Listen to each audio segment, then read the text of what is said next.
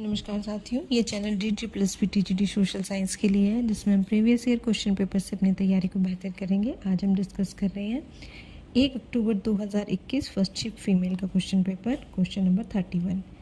1919 में पृथ्वी की उत्पत्ति की व्याख्या करने के लिए टाइडल हाइपोथेसिस ज्वारीय परिकल्पना किसने दी? उसका सही आंसर है जेम्स जीन्स। 1919 में जेम्स जीन्स ने टाइडल हाइपोथेसिस दी और बताया कि इससे पृथ्वी की उत्पत्ति हुई है। क्या थी ये हाइपोथेसिस? इन्होंने कहा कि सूर्य के पास से एक तारा गुजरा था और उसके आकर्षण से सूर्य में ज्वार उत्पन्न हुआ था और एक पदार्थ बाहर आ गया। उस पदार्थ के लिए इन्होंने एक टर्म यूज़ की थी, फिलामेंट। उसी पदार्थ से आगे चलकर टूट के ग्रह बने हैं। Question number 32। पृथ्वी के बैरिस्फीयर परत के मुख्य घटक क्या है? बैरिस्फीयर परत कौन सी है? हमने तो अभी तक पढ़ी है क्रस्ट मेंटल कोर। तो ये बैरिस्फीयर ये ओल्ड टर्म है, इसी के लिए जो मॉडर्न टर्म है वो क्या है? कोर। तो ये पूछ रहा है कि कोर जो है किससे बना है, तो किससे बना है? फर्स्ट ऑप्शन होगा आयरन और निकल से। कोर के बारे में जान लेते हैं। कोर को भी दो पार्ट्स में बांटा गया है, आउटर कोर और inner core. Outer core liquid होता है और inner core solid. Question number 33। निम्नलिखित में से कौन स्थलमंडल की लघु प्लेट है? देखो, दो तरीके की प्लेट है, माइनर प्लेट मतलब छोटी और मेजर प्लेट मतलब बड़ी। तो जो मेजर प्लेट है वो टोटल 7 है। हम याद कैसे रखेंगे? प्रशांत महासागर और जितने भी महाद्वीप हैं उन सबके नाम उन प्लेट्स में आएंगे। तो कॉन्टिनेंट्स के नाम जिसमें आ रहे हैं वो सारी मेजर प्लेट हैं और प्रशांत महासागर का नाम। बाकी सारी क्या होंगी? Minor plate. तो अब हम ऑप्शन 1 देखते हैं। ए कह रहा है अंटार्कटिक, तो ये तो नहीं होगा माइनर, ये तो मेजर प्लेट होनी चाहिए। सेकंड ऑप्शन कह रहा है इंडियन ऑस्ट्रेलियन प्लेट, तो ये फिर कॉन्टिनेंट का नाम आ रहा है, तो ये भी नहीं होगा, ये भी मेजर प्लेट होगी। यूरेशियन प्लेट, ये भी मेजर प्लेट हो गई। अब कैरेबियन, तो ये ऑप्शन सही होगा डी, ये माइनर प्लेट है। याद करने की क्या ट्रिक है? जिसमें कॉन्टिनेंट के नाम आ रहे हैं और प्रशांत महासागर का नाम आ रहा है वो सारी मेजर प्लेट है, बाकी माइनर। Question number 34। किस प्रकार के फोल्ड में फोल्ड के दोनों अंग समानांतर और साथ ही क्षैतिज होते जाते हैं? तो सही आंसर है रेकम्बेंट फोल्ड।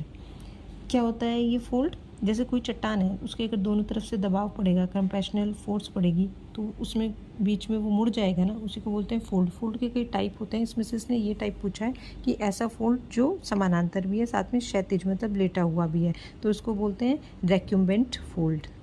Question number 35। ज्वालामुखी शंकु वोल्केनिक कोन को देशों के साथ मैच करना है। तो वोल्केनिक कोन क्या होता है? जैसे ज्वालामुखी उद्गार हुआ तो उससे जो भी लावा बाहर निकला, डस्ट पार्टिकल बाहर निकले, तो जब सूख के पहाड़ी का रूप ले लेते हैं तो उसको बोलते हैं वोल्केनिक कोन। इसके कई टाइप हैं। पहला दिया हुआ है सिंडर वोल्केनिक कोन। सिंडर वोल्केनिक कोन क्या होता है? मतलब जो कम ऊंचाई के ज्वालामुखी हैं और जिनमें से बेसिकली धुआं और राख ही निकलता है और जिनका स्लोप भी बहुत कम है, 30 डिग्री से 40 डिग्री, उनको बोलते हैं हम सिंडर वोल्केनिक कोन। इसका एग्जांपल दिया हुआ है मेक्सिको का माउंट जोरुलो, एकदम ठीक है। सेकेंड है पैरासाइट वोल्केनिक कोन। पैरासाइट वोल्केनिक कोन वो होता है जैसे एक ज्वालामुखी है, उसी के ऊपर धीरे धीरे अलग अलग ज्वालामुखी और बन गई, तो उसको बोलते हैं पैरासाइट वोल्केनिक कोन। इसका एग्जांपल दिया है अमेरिका का माउंट शास्ता, ये भी ठीक है। थर्ड ऑप्शन दिया है कंपोजिट वोल्केनिक कोन। कंपोजिट वोल्केनिक कोन होता है जिसमें लेयर्स बन जाती हैं। किन चीज़ों की लेयर? जो भी ज्वालामुखी उद्गार से निकलता है, जैसे लावा है तो एक लेयर लावा की होगी, फिर उसमें विस्फोट हुआ, उसके ऊपर फिर डस्ट पार्टिकल हो गए, धूल के कण हो गए, या कोई भी पदार्थ जो निकले, फिर सेकंड लेयर उसकी हो गई, चट्टानों के टुकड़े हो सकते हैं। तो लेयर बाय लेयर ये बनता है, इसको कंपोजिट वॉल्केनिक कोन कहते हैं। तो इसका जो एग्जांपल दिया हुआ है माउंट अजाल को, ये गलत है। तो सही आंसर हो गया सी ऑप्शन, पहला और दूसरा कथन गलत है। इसमें एक चीज़ मैं आप ऐड कर देती हूँ, अगर आप इसको सर्च करोगे तो जो DGPLSB ने तीसरा वाला ऑप्शन गलत माना है उसको किसी किसी बुक में आपको सही मिलेगा। माउंट अजाल को कंपोजिट का एग्जाम्पल मिलेगा और किसी किसी बुक में मिलेगा माउंट अजाल को सिंडर वॉल्केनिक कोन का एग्जाम्पल। तो इसको लेके थोड़ा कॉन्ट्रडिक्शन है, इसलिए आयोग ने इसका जो आंसर है वो पहला और दूसरा सिंडर और पैरासाइट दोनों सही माने हैं और थर्ड ऑप्शन को गलत माना है, तो इसका सही आंसर है सी। Question number 36। निम्नलिखित में से कौन सी वायु दाब पेटी को हॉर्स लैटिट्यूड कहते हैं? तो ऑप्शन सही ठीक होगा सब ट्रॉपिकल हाई प्रेशर बेल्ट। सब ट्रॉपिकल हाई प्रेशर बेल्ट जो है दोनों गोलार्ध में पाई जाती है, उत्तरी गोलार्ध और दक्षिणी गोलार्ध दोनों में 30 डिग्री से 35 डिग्री के बीच में, मतलब 30 डिग्री से 35 डिग्री नॉर्थ के बीच में और 30 डिग्री से 35 डिग्री साउथ के बीच में। Question number 37। सहारा रेगिस्तान में प्रचलित स्थानीय पवन का नाम बताओ। तो सहारा रेगिस्तान में स्थानीय पवन का नाम है हरमट्टन। इसको डॉक्टर विंड भी कहते हैं। क्यों? क्योंकि जो पश्चिमी अफ्रीका का जो एरिया है वहाँ पे जहाँ पे ये हरमटन पवन चलती है, ये उमस को थोड़ा कम कर देती है, इसलिए इसको डॉक्टर विंड के नाम से भी जानते हैं। क्वेश्चन नंबर 38, फुजीता स्केल किसकी गंभीरता और क्षति का आकलन करने के लिए प्रयोग किया जाता है? तो इसका सही आंसर है टॉर्नेडो। क्वेश्चन नंबर 39, समुद्र में टाइड्स आने का मुख्य कारण क्या है? पहला, सूर्य के गुरुत्वाकर्षण बल के कारण, दूसरा चंद्रमा के गुरुत्वाकर्षण बल के कारण। तो सही आंसर होगा सी, दोनों। क्वेश्चन नंबर 40, वायुमंडल की कौन सी परत 50 किलोमीटर से 80 किलोमीटर के बीच में फैली हुई है? सही आंसर है मध्यम मंडल, मेसोस्फीयर 50 से 80 किलोमीटर के बीच में फैला हुआ है। मेसोस्फीयर के बारे में एक इम्पॉर्टेंट बात कि मेसोस्फीयर में एक बादल मिलता है जिसका नाम है नॉक्टिल्यूसेंट। वैसे तो बादलों की जो उपस्थिति है वो शोभ मंडल की घटना है, लेकिन एक विशेष प्रकार का बादल है जो कहाँ पे मिलता है? मध्यम मंडल में, उसका नाम है नॉक्टिल्यूसेंट। क्वेश्चन नंबर 41, निम्नलिखित में से कौन सा जैव विविधता हॉटस्पॉट भारत में नहीं है? तो भारत में 4 जैव विविधता हॉटस्पॉट है, हिमालयन क्षेत्र, इंडो बर्मा, वेस्टर्न घाट और सुंडालैंड। तो इसमें दिया हुआ है ऑप्शन सी, दक्कन का पठार। तो दक्कन का पठार हॉटस्पॉट का भाग नहीं है भारत में, तो इसका आंसर हो गया सी ऑप्शन, दक्कन का पठार। क्वेश्चन नंबर 42, कॉन्टूरिंग स्थलाकृति मानचित्र पर राहत का प्रतिनिधित्व करने की एक विधि है। निम्नलिखित कथनों में से कौन सा कथन कॉन्टूरिंग के संदर्भ में सही है? तो पहले हमें देखना पड़ेगा कॉन्टूरिंग क्या है। कॉन्टूरिंग एक तरीका है जिसमें 3D चीज़ों को, 3D चीज़ें मतलब जिनकी हाइट है, जिनकी डेप्थ है, उनको मैप मीन्स 2D फिगर में उसको दिखाने का एक तरीका है कॉन्टूरिंग, जिसमें क्या होता है, समान ऊंचाई वाले बिंदुओं को वो जोड़ता है, बिल्कुल सही। इसमें रेखाओं का प्रयोग होता है, मतलब जब हम उसको मैप पे शो करते हैं तो हमें कुछ लाइंस बना के हम इस चीज़ को दिखाते हैं, किसी चीज़ की हाइट को या गहराई को हम लाइंस बना के दिखाते हैं। तो ये ऑप्शन भी ठीक हो गया। थर्ड कह रहा है the horizontal distance between contour line is known as contour interval. नहीं, अगर कॉन्टूर लाइंस के बीच में हॉरिजॉन्टल डिस्टेंस है उसको बोलते हैं हॉरिजॉन्टल इक्विवेलेंट। अगर वर्टिकल डिस्टेंस होता तब हम बोलते हैं कॉन्टूर इंटरवल। क्वेश्चन नंबर 43, वायुमंडल में जलवाष्प के वितरण के संदर्भ में कौन सा कथन सही है? तो जलवाष्प के बारे में बताना है। पहला ऑप्शन कह रहा है वायुमंडल में जलवाष्प की मात्रा भूमध्य रेखा के पास सबसे कम होती है। नहीं, भूमध्य रेखा के पास तो सबसे ज़्यादा जलवाष्प होता है, ध्रुवों के पास कम होता है। तो पहला ऑप्शन गलत हो गया। सेकंड कह रहा है जलवाष्प का अधिकांश भाग समताप मंडल में पाया जाता है। ये भी गलत, क्षोभ मंडल में पाया जाता है सबसे ज़्यादा भाग उसका, समताप मंडल में नहीं। तो आंसर हो गया डी, कि ना पहला और ना दूसरा कथन सही है। क्वेश्चन नंबर 44, पश्चिमी घाट की सबसे ऊंची चोटी कौन सी है? तो पश्चिमी घाट की सबसे ऊंची चोटी है अनाईमुड़ी। कहाँ पे है? केरल में। अगर क्वेश्चन में पूछता पूर्वी घाट की सबसे ऊंची चोटी, तो पूर्वी घाट की सबसे ऊंची चोटी है जिंदगड़ा। कहाँ पे? आंध्र प्रदेश में।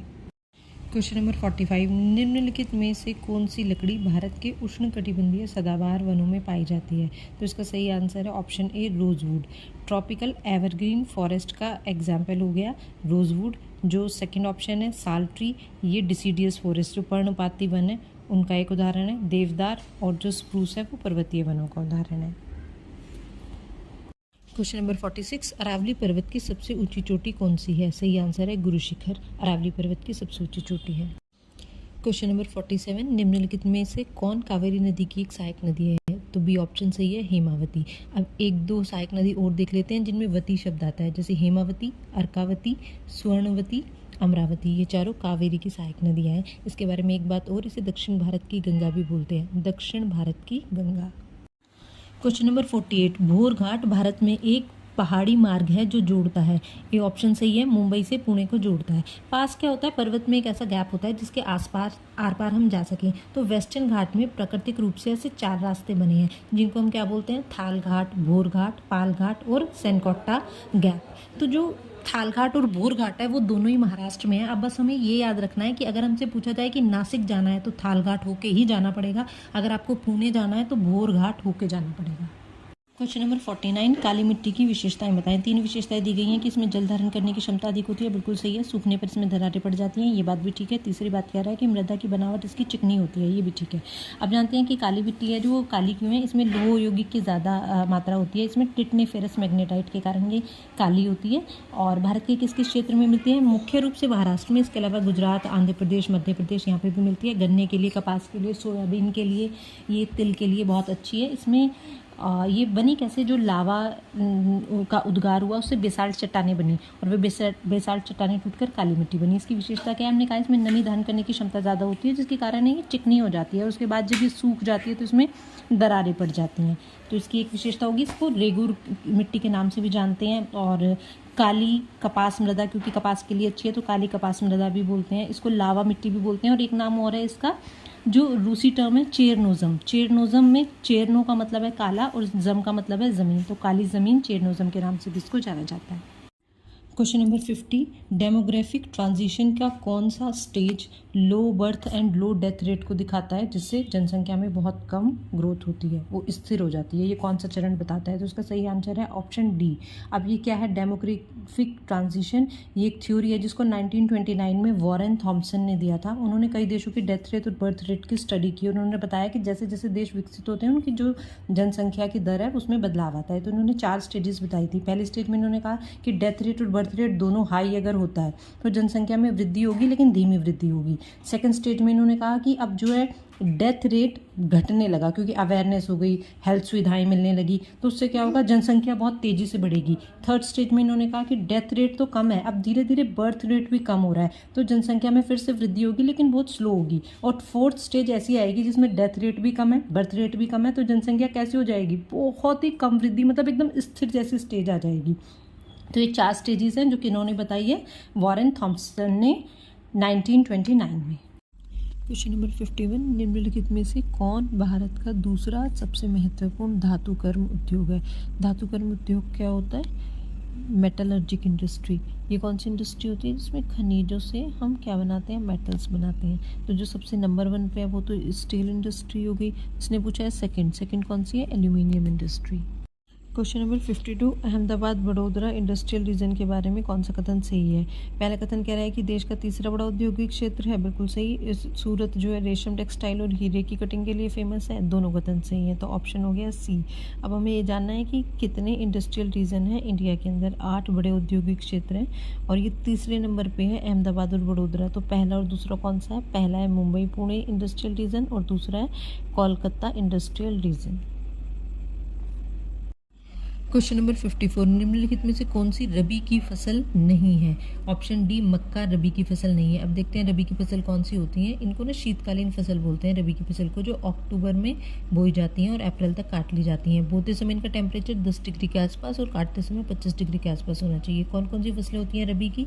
गेहूँ, जौ, चना, अलसी, राई, मटर, आलू, ये सब रबी की फसल है। तो मक्का जो है वो खरीफ की फसल हो गई। क्वेश्चन नंबर 55, चाय की खेती के लिए आवश्यक क्लाइमेट कंडीशन पूछी है। तो पहला ऑप्शन कह रहा है कि ये ट्रॉपिकल और सब ट्रॉपिकल जलवायु इसके लिए अच्छी है, बिल्कुल सही। दूसरा, इसमें की जो मिट्टी चाहिए वो कैसी चाहिए कि उसमें ह्यूमस की मात्रा अच्छी होनी चाहिए, ऑर्गेनिक मैटर होना चाहिए, उपजाऊ होनी चाहिए मिट्टी, और ऐसी होनी चाहिए जिसमें पानी ना रुके, वेल ड्रेन्ड होनी चाहिए ज़मीन, बिल्कुल सही। दोनों ऑप्शन सही है। क्या होता है चाय की खेती के लिए ना तापमान तो हमें 20 से 30 डिग्री सेल्सियस के बीच का बेस्ट रहता है। बारिश कितनी चाहिए? कम से कम 150 से 250 सेंटीमीटर होनी चाहिए। अच्छा, ये जो है ना स्लोप ढाल वाले एरिया पे अच्छे से हो पाती है। उसका कारण ये है कि इसको पानी तो बहुत चाहिए लेकिन वो पानी भरना नहीं चाहिए, साथ साथ वो निकलना भी चाहिए पानी। तो ये हो गया कि इसकी जड़ों में पानी रुकना नहीं चाहिए, इसलिए स्लोप वाले एरिया में होती है। इसलिए पहाड़ी क्षेत्रों में चाय की खेती ज़्यादा होती है। और अच्छी दोमट, भुरभुरी दोमट मिट्टी बोलते हैं, जिसमें ह्यूमस की मात्रा अच्छी हो, ऑर्गेनिक मैटर अच्छा होना चाहिए। क्वेश्चन नंबर 56, किस दक्षिण एशियाई देश में सबसे बड़ा दूर संचार नेटवर्क है? लार्जेस्ट टेलीकम्युनिकेशन नेटवर्क कहाँ पे है? इंडिया। क्वेश्चन नंबर 57, निम्नलिखित में से कौन सा भारत में एक अंतर्राष्ट्रीय हवाई अड्डा है? पहले तो ये देखो कितने टोटल हवाई अड्डे हैं, अभी तक 34 हैं। कुछ इंपॉर्टेंट हमें पता होने चाहिए।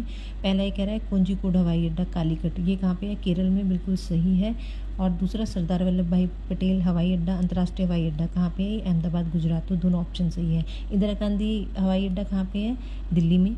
और छत्रपति शिवाजी महाराज हवाई अड्डा कहाँ पे? मुंबई में। कैंप गोड़ा बेंगलुरु में। राजीव गांधी हैदराबाद। और नेताजी सुभाष चंद्र बोस अंतर्राष्ट्रीय हवाई अड्डा कोलकाता में। क्वेश्चन नंबर 58, निम्नलिखित में से कौन सा देश 2004 की सुमात्रा सुनामी से प्रभावित नहीं हुआ? ऑप्शंस देखो एक बार, अगर कुछ भी नहीं पता सुनामी के बारे में तो भी देख लो। यहाँ पे एक देश लिखा है अफगानिस्तान। अफगानिस्तान के पास कौन सा समुद्र है जो वहाँ सुनामी आएगी? तो ये इसका आंसर हो गया कि अफगानिस्तान प्रभावित नहीं हुआ। अब क्वेश्चन पे आते हैं वापस। 2004 की सुमात्रा सुनामी। सुमात्रा कहाँ पे है? इंडोनेशिया का एक द्वीप है। यहाँ पे समुद्र में 9.1 से 9.3 तीव्रता का समुद्र की सतह के नीचे भूकंप आया। ये क्षेत्र कहाँ पे? हिंद महासागर का क्षेत्र है। तो इसके आसपास वाले देशों को इसने बहुत ज़्यादा प्रभावित किया, जैसे श्रीलंका है, इंडोनेशिया तो है ही, थाईलैंड हुआ, भारत हुआ और म्यांमार हुआ, पूर्वी अफ्रीका साइड के भी बहुत सारे देश थे। तो टोटल 14 देशों को इसने प्रभावित किया और ये 26 दिसंबर 2004 को आई। क्वेश्चन नंबर 59, निम्नलिखित में से कौन सी मानव प्रेरित आपदा है? पहला है न्यूक्लियर वॉर और दूसरा है एक्सीलरेटेड सॉइल इरोजन। ये कह रहा है कि जो मैन मेड डिजास्टर है वो कौन सा है? तो परमाणु तो है ही, फर्स्ट ऑप्शन तो ठीक है। सेकंड कह रहा है एक्सीलरेटेड सॉइल इरोजन, मतलब कि बहुत ज़्यादा जो मिट्टी का कटाव हो रहा है वो। तो अगर खाली इसमें ऑप्शन होता मृदा अपरदन, तो ये तो एक नेचुरल प्रोसेस है, हवा से, पानी से, बारिश से मिट्टी का कटाव तो होता ही रहता है, लेकिन लिखा है यहाँ पे त्वरित, मतलब बड़ी फास्ट हो रहा है। तो इसका मतलब है कि हम खेती की कुछ गलत मेथड्स यूज़ कर रहे हैं, कंस्ट्रक्शन बहुत ज़्यादा हो रहा है, माइनिंग हो रही है, वनों की कटाई, डिफॉरेस्टेशन बहुत ज़्यादा हो रहा है। तो त्वरित मृदा अपरदन होगा तो ये मैन मेड हो जाएगा। तो ऑप्शन सी करेक्ट हो गया कि दोनों ही मैन मेड डिजास्टर हैं। क्वेश्चन नंबर 60, सामान्य अर्थों में डिजास्टर रिस्क का मीनिंग बताना है। पहला ऑप्शन कह रहा है कॉन्सिक्वेंसेस ऑफ हैजार्ड वल्नरेबिलिटी, मतलब कि परिणामों के बारे में बताता है, नहीं। सेकंड ऑप्शन क्या है? Hazard vulnerability. हैजार्ड मतलब आपदा, वल्नरेबिलिटी क्या होता है? किसी चीज़ की कमी या असुरक्षित होना। तो जहाँ पे असुरक्षा की भावना ज़्यादा हो वो, हाँ ये ऑप्शन ठीक है। कैसे? एक एग्जांपल लो, दो गांव हैं जहाँ पे पक्की सड़कें हैं, पक्के मकान हैं, हॉस्पिटल की सुविधा है। तो एक गांव है जहाँ पे कच्ची सड़कें हैं, कोई सुविधा नहीं है। तो अगर कोई आपदा आएगी तो कौन सा ज़्यादा असुरक्षित होगा? ऑब्वियसली जहाँ पे कोई सुविधा नहीं है तो वहाँ आपदा आने की उसमें जोखिम ज़्यादा होगा। तो ऑप्शन हो गया हैजार्ड वल्नरेबिलिटी। थर्ड ऑप्शन कह रहा है प्रोबेबिलिटी, संभावना की बात कर रहा है, ये तो ऑप्शन होगा नहीं। फोर्थ ऑप्शन कह रहा है इसमें फिर प्रोबेबिलिटी ऑफ ऑकरेंस, आपदा घटित होने की कोई संभावना की बात नहीं। तो सही आंसर क्या हो गया? Hazard vulnerability.